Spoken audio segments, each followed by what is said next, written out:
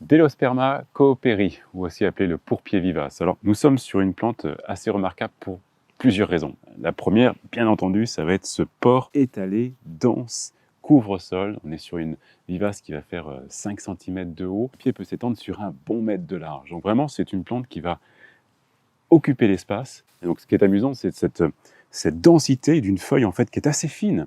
Une feuille qui va être persistante, qui va être donc caractéristique des plantes succulentes. Elle va être grasse, verruqueuse. On sent qu'il y a plein d'eau à l'intérieur. On sent que c'est vraiment très spongieux. Et puis, elle va vraiment, même si elle est fine, comme on dit, elle va se positionner sur plusieurs couches et pouvoir donner vraiment cette impression de tapis.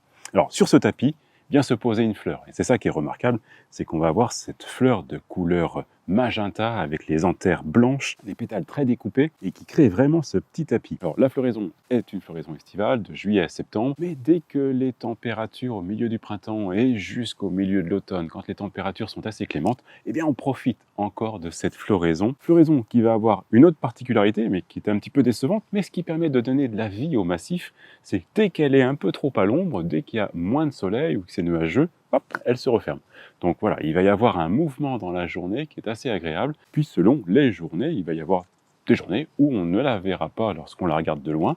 Puis il y a d'autres moments, comme aujourd'hui, où elle vraiment s'épanouit et elle est remarquable. Donc autre qualité, on le voit, c'est une plante mellifère, donc qui va attirer tous les petits insectes pollinisateurs qui sont encore en recherche de nourriture à cette période de l'année. Je pense que ce qu'il y a de plus remarquable dans cette plante, c'est la facilité avec laquelle on peut la bouturer. On dit que c'est une vivace, bien entendu, succulente.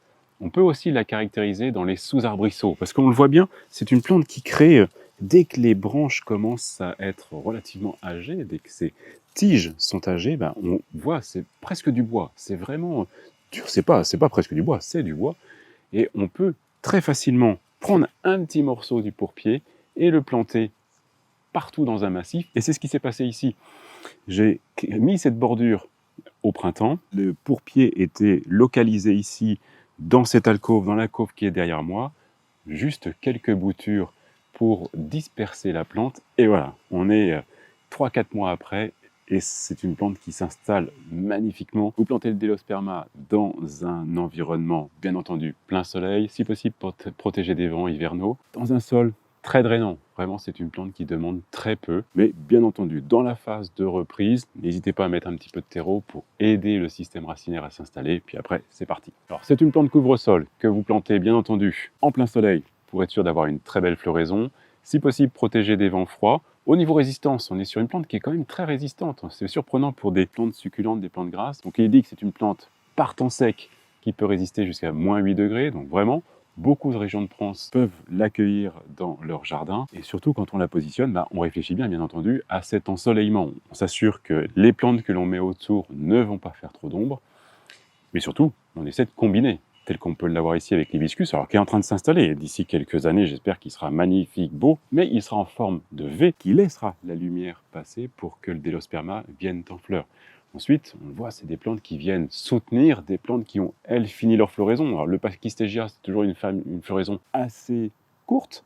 On est sur la fin du printemps, milieu de printemps, fin de printemps.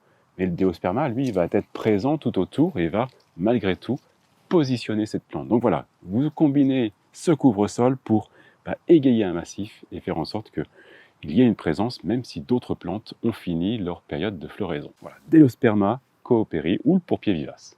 Jardinez bien.